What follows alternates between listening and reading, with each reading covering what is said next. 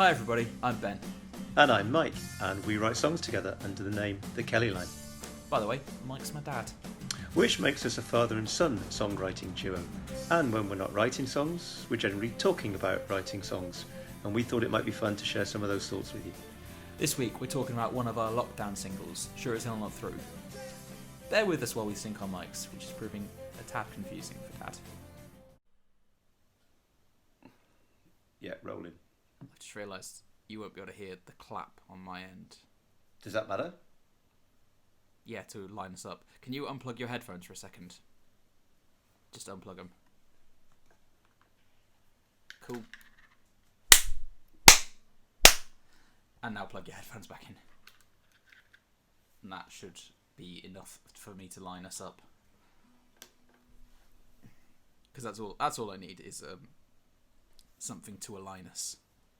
I have no idea how clapping 3 times is going to help align us, but you carry on if that makes sense to you, mate. I clapped 3 times because my first 2 claps weren't very good. Clap 3 times on the ceiling if you want me. Have we started? Yeah, I think that's an excellent introduction. So, Dad, tell me about Sure As Hell Not Through. Sure As Hell Not Through. Sure As Hell Not Through is one of the really memorable songs. I mean, it was such. I can remember exactly where I was. By the way, I hope that's tea at this time of the day. I mean, it's not wine. I suppose anybody watching this, in the unlikely event anybody watches this or listens to it, won't know that it's ridiculously early in the morning. I see the sunlight actually coming through your window, so yeah, I hope it's pretty bright. I hope that is tea. Yes, it is. I promise. On my honour, as an ex-Cub Scout. You know the rules: tea all day, beer all night, cheese at all times. Bit of a crisis, actually. We've run out of cheese, so Sam, as we speak, is off to the supermarket to get cheese. But there you go. Sorry, you said Sure As Hell Not Through. Yes. Yes, I did. Tell me about Sure As Hell Not Through. Really memorable because I started writing it. I conceived the initial idea at a Frank Turner gig. Remember it? Yeah, in the Moat Point Arena in Cardiff. Good old Cardiff. I think it was February. It was cold, and we all went. All 4 of us went, which was really. We had a great evening. I remember, and we're all Frank Turner fans. Mm-hmm. And I know that you 3 had all seen him live before, but for me it was the first time I'd seen him live. Yeah, just to clarify, separate events we'd seen him. We hadn't just all gone together without you. Very funny, very funny. Oh, I'm glad to hear that. But it was the first time I'd heard him live, and it was a brilliant evening. Warrington beat Leeds in Super League, so that was hugely memorable as well. So happy days, really. But I remember, and I often am, when I'm listening to music or watching it at a gig or watching a gig on telly or whatever, it often kind of kickstarts a bit of creativity. And I remember beginning to write a song. I think, from memory, I was kind of scribbling down lyrics on my phone, in the notes on my phone. Yeah. And your mother was like, put your phone away, what are you doing? And I kept trying to tap you on the shoulder going, I'm writing a song. Do you remember? I remember specifically at one point you tapped me on the shoulder and were like, look at these lyrics, and then like seconds later you took the phone away and was like, well, just actually enjoy the show. Just enjoy the show. Don't look at these lyrics. That's silly. Don't get distracted from the show. And then I'm pretty sure a couple of minutes later you tapped me on the shoulder again and showed me your phone again. Yeah, well, probably. I was excited at this point, and I remember the journey home because you obviously stayed in Cardiff, and 3 of us were driving back to Cheltenham, and I think we ended up on the phone to each other. You were walking home. And I was all excited about, I've got an idea for a song, here are the lyrics. And the other 2, Sam and Mum, were just like going, will you just shut up for once? But me and Sam had actually gone to the bar quite early on, I think before Frank Turner was on. And we'd sort of walked to the bar and Sam said something along the lines of, by the way, we're just assuming everybody knows who Sam is. That's a good point. We are just assuming. Sam's my little brother, everybody, in case you didn't know. And Mike's son. Yeah, when I say little brother, I mean he's in his 20s. I mean, yeah, little, relatively speaking. Yeah, absolutely, yeah. He'll always be your little brother, but yeah. Well, anyway, Sam and I had gone to the bar, and he said something along the lines of, "Do you know what's weird?" He said, "What's weird is I don't think it's weird, being at a gig with my parents. Which is a nice thing to say. Yeah, it is actually. I mean, it took me a few seconds to kind of compute it, and I thought he's being nice, I think. And I was going, yeah, and he says, and I think he might even have said it something like at your age or something, and I went, hey, whoa, I'm not through. Which is where it ultimately became Sure as Hell Not Through. Mm-hmm. Sounds like the title of the song. Yeah, absolutely. Yeah, good title for a song. But we just finished writing Town Within a Town. Had we? Yeah, which couldn't be more different. I mean, solo, stripped back acoustic, and I was saying to you, no. This is full band. This is you, Connor, Yestin, Jack. And I think, I'm pretty sure I used the phrase, just going mental, playing music. Just let yourself go, playing music. Yeah. Remember that? Yes. I remember that you wanted something that was like us showing off. Well, not showing off, but like in full force, the best we could possibly be. Something that's like, that's a band. Yeah, definitely. Definitely it was a band, wasn't it? It wasn't stripped back acoustic. Yeah. No. But the other thing, and this was, I think, really, really important, I'd never seen Frank Turner live. And even though I knew and liked his music, when I saw him live, I was really struck by how the keys played a really important role. And how keys just gave you a dimension and possibilities that you didn't have maybe just as guitar and drums. Yeah. And I remember saying to you over and over again, it's keys. I hear keys. Yeah. Over to you, Benjamin. I didn't know how that was going to happen or how that was going to work. That was a good segue, Mike. Yeah, I remember the keys were something that you were very keen on getting in and as like a focal point of the song, so you wanted me to think about them as soon as possible. And when we were writing it, once we got like the whole song down, we'd like worked out the rough structure. I knew where the keys wanted to go in, and I only had one bit of piano in my head. I know that during the somebody once told me the best way to defend. Yeah, precisely. I knew that there was a bit that was going to go like. Sorry. See, I can't hear that. I can't hear that song without kind of joining in the key bit there. And I think quite a few people tell me that as well. They want to. I just knew that was it might be, it sounds a little bit cliched, like that kind of music hall bluesy note. But I knew that was the bit that I kept singing in my head when I was thinking of the piano. So I knew that had to be in there.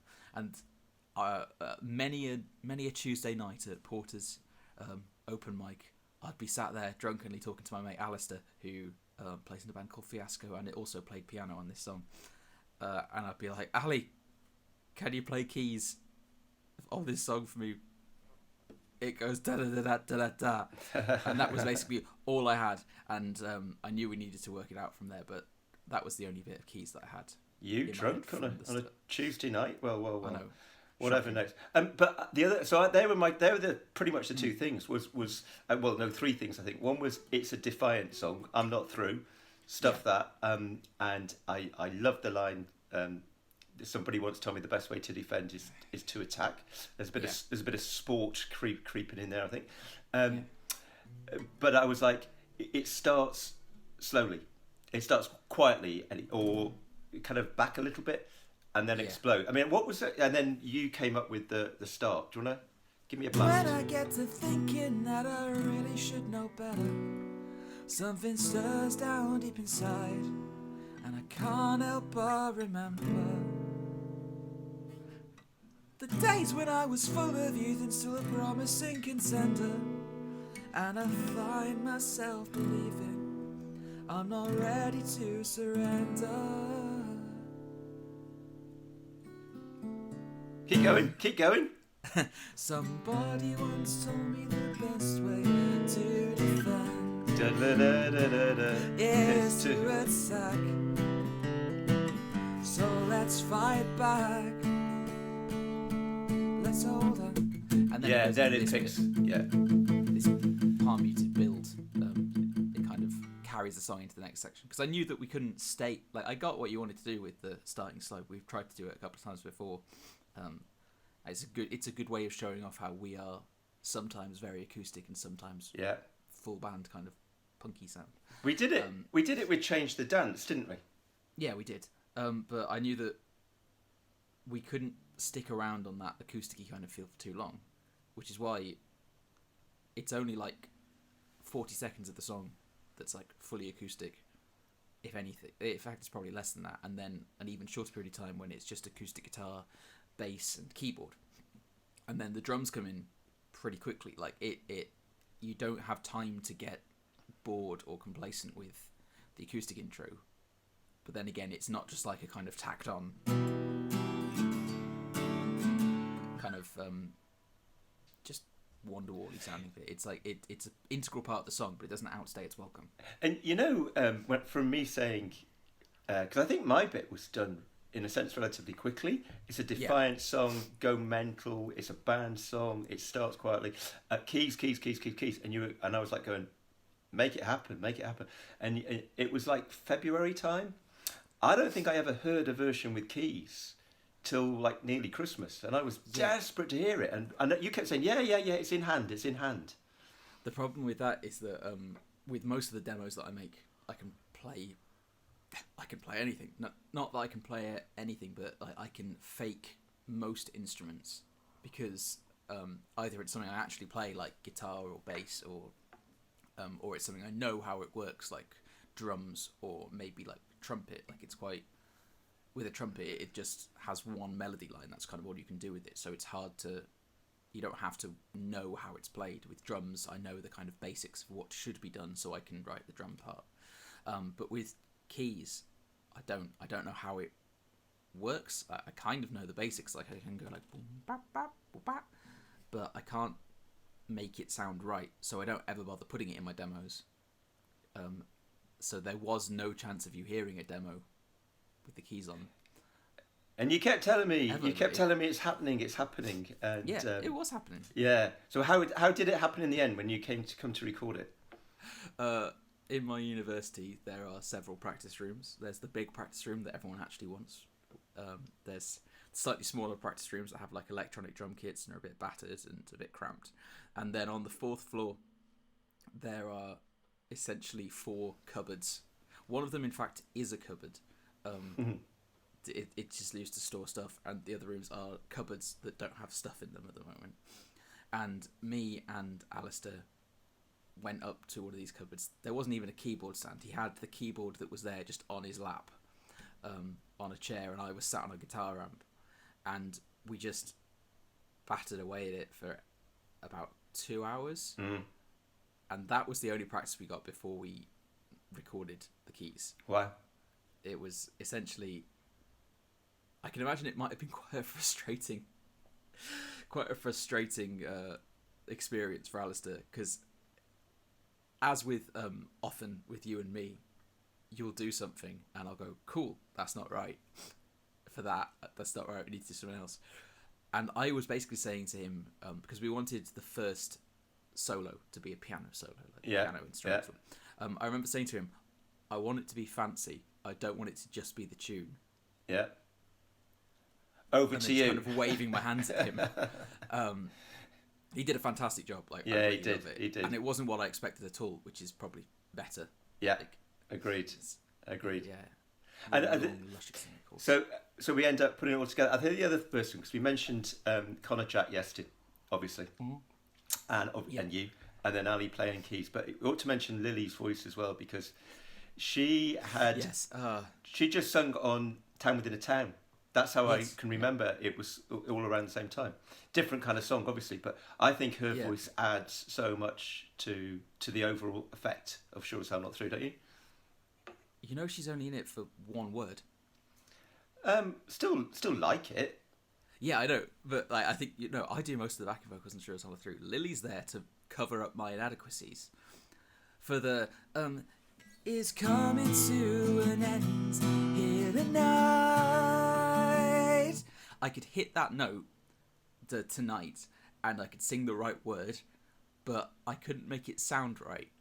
And Lily's a very talented vocalist, and she was telling me about how it's about the placement in my throat, and I was singing wide, not tall, I think was what she was saying, or the other way around. Wow.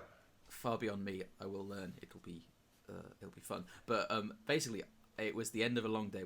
We'd spent 2.5 days like recording all of the bits for Sure As Hell Not Through, and it was the last thing I needed to do. And I was like, Lily, do you want to just stack a harmony on it and cover it up? And she went, oh yeah, sure. And yeah, you've told me that so before. So it's literally tonight. But you know me. I think you credit where credit's due is and just to mention it. So we end up with a song. We end up putting it all together. And I mean, you can't play the keys there, can you? So are you just going to play the track? Yeah, we'll play the actual version so people can hear the. Yeah, cool. Hear the keys. Yep. So here you go, everybody. Here's Sure As Hell Not Through. Yeah, I'll be singing along. When I get to thinking that I really should know better, something stirs down deep inside, and I can't help but remember the days when I was full of youth and still a promising contender. And I find myself believing I'm not ready to surrender. Somebody once told me the best way to defend is to attack. So let's fight back. Let's hold hands, let's make a stand, but better yet, let's make damn sure that we will give as good as we get. I'm a rebel, idealist, poetic extremist. Want me, you me too. I'm a fighter, a dreamer, I'm still a believer. I'm sure as hell not through.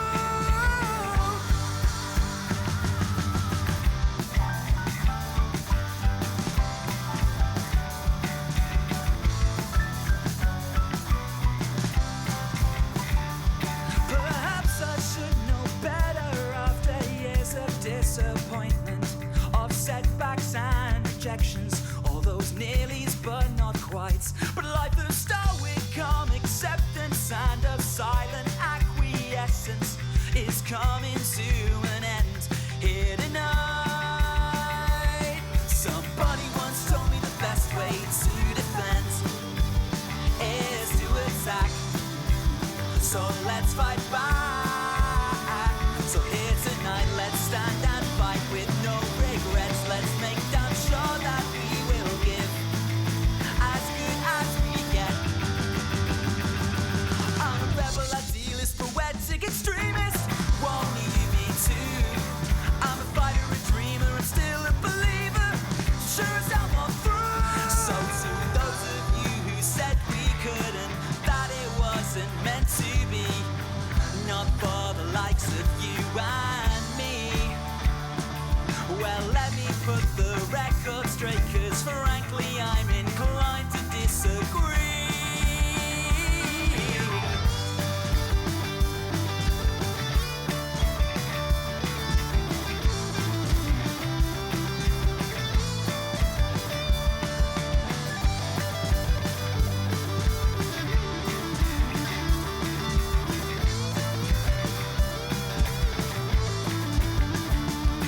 I'm a rebel, idealist, poetic extremist.